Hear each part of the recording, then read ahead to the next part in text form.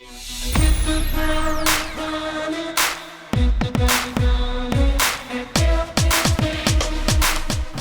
name is Nizer Evans. I'm from Syracuse, New York.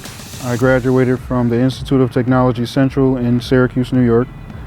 I am in the senior truck and diesel shop right now at Alfred State, and I chose Alfred State because this is the best school to go to for this program. Everything here is hands-on and to the point. You don't have any other liberal arts classes or anything deferring you from your career path. So our professors here at Alfred State, they will push you to be better. They won't let you, take the easy way out. They're going to make you earn it. So I did receive a scholarship from Milton Cat through Alfred State for my good work, and I will be working for them after I graduate. At Alfred State, I am getting a heavy dose of hands-on learning, and I am fully equipped for my career. Hit the ground running at Alfred State.